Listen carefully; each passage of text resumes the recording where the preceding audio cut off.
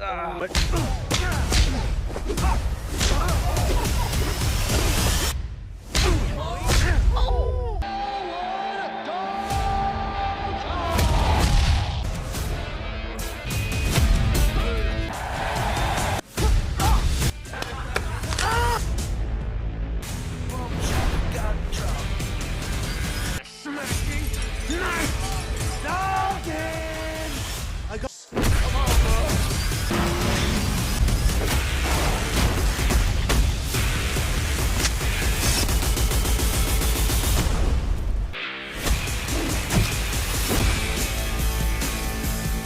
ऐसा आदमी जो सिर्फ अपने हाथों से पूरी गैंग का सामना कर सकता है। एक छोटा सा बीच टाउन जहां हर तरफ गुंडागर्दी और करप्शन का राज है। और फिर एंट्री होती है एक एक्स फाइटर की जो सिर्फ अपनी ज़िंदगी से भाग रहा होता है, लेकिन किस्मत उसे एक और जंग के बीच लाकर खड़ा कर देती है। हेलो दोस्तों, आज की वीडियो में हम एक्सप्लेन करेंगे रोड हाउस की पूरी कहानी। वीडियो को अंत तक ज़रूर देखना, क्योंकि आखिर में जो ट्विस्ट आता है वो पूरी स्टोरी को एक नया मोड़ दे देता है। स्टोरी की शुरुआत एक अंडरग्राउंड फाइटिंग इवेंट से होती है। यहाँ हम एक शांत और मजबूत इंसान को देखते हैं। लोग उसे फाइट करने के लिए पैसे ऑफर करते हैं, लेकिन वो हर बार सोच समझ कर फैसला करता है। ये आदमी है डल्टोन। डल्टोन सिर्फ एक फाइटर नहीं है, उसके पास में कुछ ऐसे हादसे हुए हैं जिन्होंने उसकी ज़िंदगी बदल दी। इसी वजह से वो हिंसा से बचने की कोशिश करता है और अकेला रहना पसंद करता है।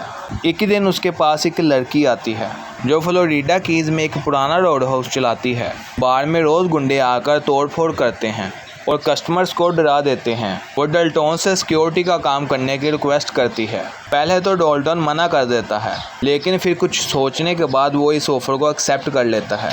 डल्टोन बीच टाउन पहुंचता है। शुरू से ही उसे समझ आ जाता है कि यहाँ सब कुछ नॉर्मल नहीं है। छोटे छोटे क्रिमिनल्स खुलेआम लोगों को धमकाते हैं।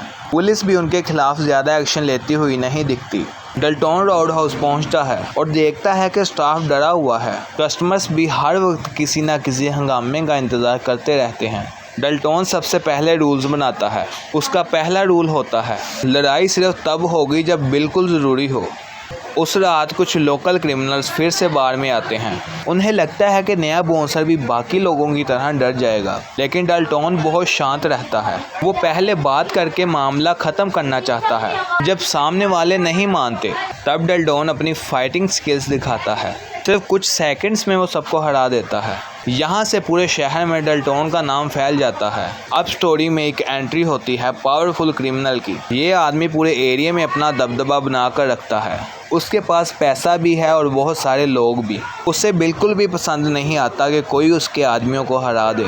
वो डल्टोन को वार्निंग भेजता है। डल्टोन वार्निंग इग्नोर कर देता है और यहीं से ऐसे कॉन्फ्लिक्ट शुरू होता है। विलन के आदमी रोड हाउस पर बार बार हमला करते हैं, कभी तोड़फोड़, कभी कस्टमर्स को डराना, कभी स्टाफ को नुकसान पहुंचाना, लेकिन हर बार डल्टोन उनका सामना करता है। साथ ही वो धीरे धीरे लोकल लोगों का भरोसा जीत लेता है। जो लोग पहले डरते थे अब उसके साथ खड़ा होने लगते हैं। स्टोरी के बीच में हमें पता चलता है कि डल्टोन पहले एक प्रोफेशनल फाइटर था। एक मैच के दौरान उसे एक ऐसी गलती हो गई थी जिसका बोझ वो आज तक उठा रहा है।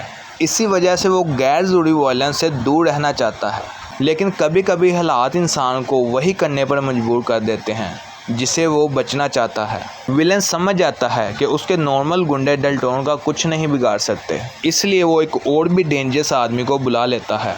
ये आदमी सिर्फ पैसे के लिए काम करता है और उसके लिए किसी की जान की कोई कीमत नहीं होती। अब डल्टोन के सामने उसका सबसे बड़ा चैलेंज होता है। मूवी का क्लाइमैक्स बहुत ही एक्शन पैक्ड है। डल्टोन को एक के बाद एक अटैकर्स का सामना करना पड़ता है।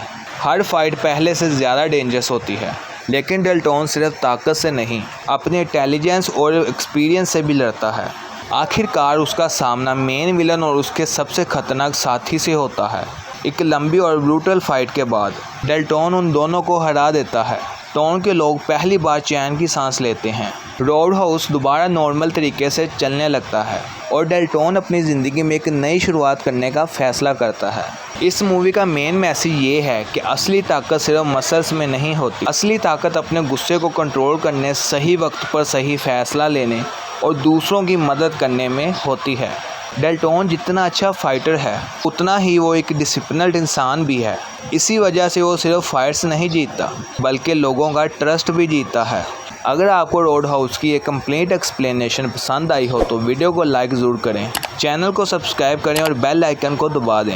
कमेंट में बताएं कि अगली कौन सी मूवी की एक्सप्लेनेशन देखना चाहेंगे। मिलते हैं अगली वीडियो में, तब तक के लिए अपने प्यारे भाई मोहम्मद उमैर को दीजिए इजाज़त। अल्लाह हाफिज़।